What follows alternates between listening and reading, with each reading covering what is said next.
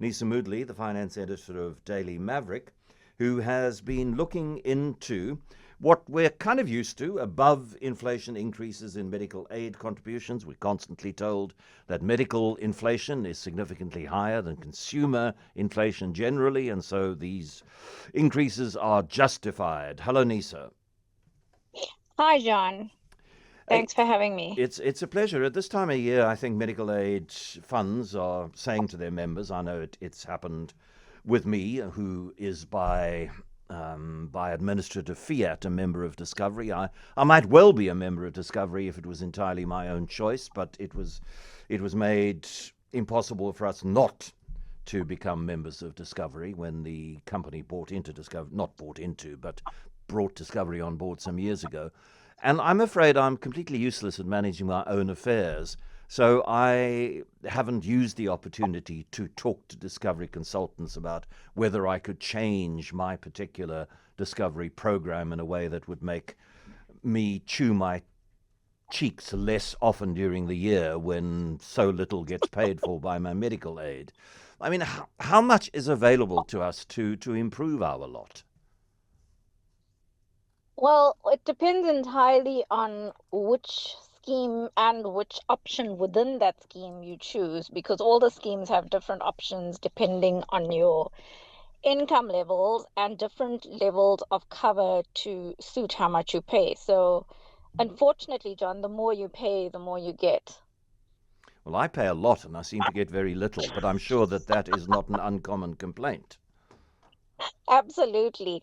I feel your pain. I have to say, I think my medical scheme contribution for a family of four is the biggest debit order that goes off my account every month. It's quite painful to watch.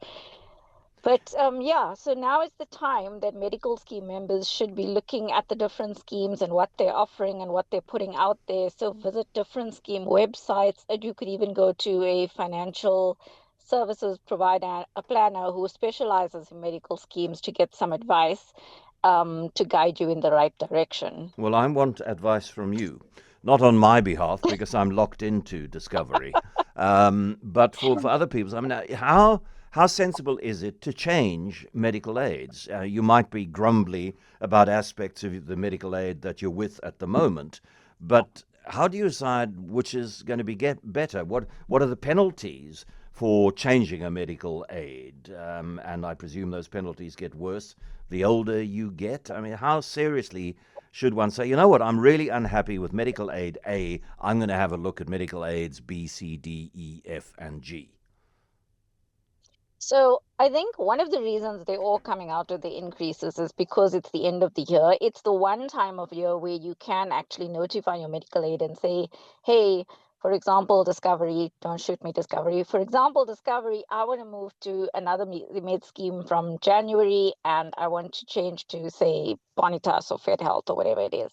And if you're doing that within this time frame where you're allowed to switch over in January, there are no penalties, provided that you make sure that you give the current scheme 30 days notice and you make sure that your cover with the new scheme starts almost immediately. So there's no uninterrupted period where you have no cover. So if you give Discovery notice now and say, listen, I'm going to finish off with you at the 31st of December, and then you contact another medical scheme and say, I want to start with you, it must be 1st of January. And that is possible between now and the 1st of December, which is the latest you could give 30 days notice. Yes, exactly. Which is Okay. why all the schemes are busy rushing around publicizing how much the average weighted contribution increases are for next year. And if you look at the article I wrote in Daily Maverick, you'll see I looked at five of the biggest medical schemes or the more popular ones. And those average weighted contribution increases range from 6.76% to 9.9%. The one drawback is that that's average weighted contribution, so you could pay more or less depending on which option you choose within that scheme.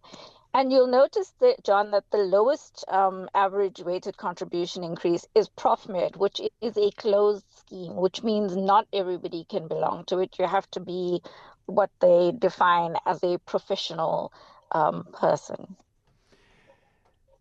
which is not you How and me. how much is it?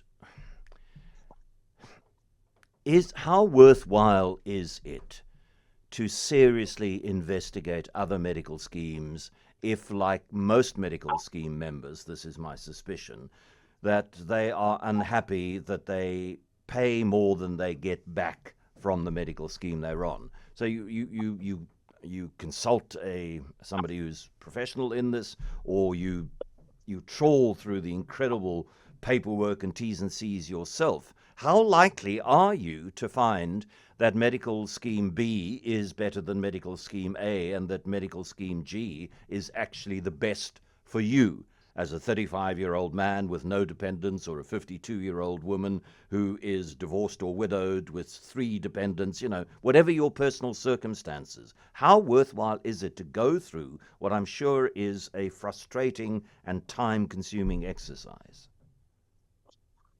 I think my advice, and first I have to say I'm not a financial planner, so I can't give financial advice. My recommendation would be that you definitely consult a medical schemes broker. You don't pay for their services, they're paid by your medical scheme.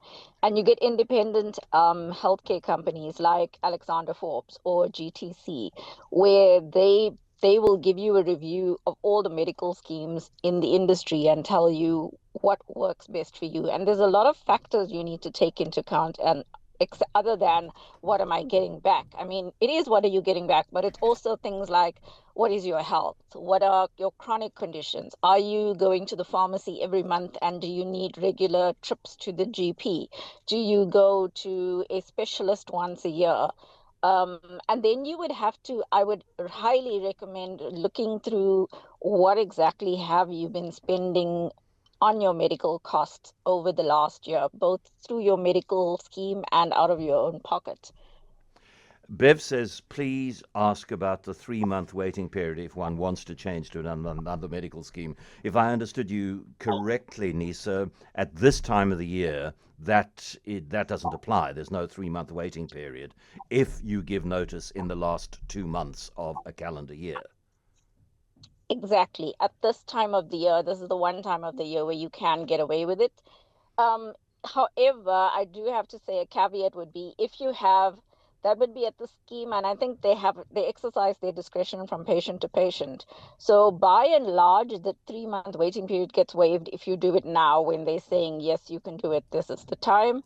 But the scheme might assess you and say, well, actually, you were diagnosed with breast cancer. And this is a terrible example, actually. You were diagnosed with a knee injury in the last month. So any claims related to that knee injury will be excluded for 3 months. And that would be at the discretion of the medical scheme. It would be what they call a pre-existing condition. Thank you very much, Neesa Moodley, finance editor of Daily Maverick.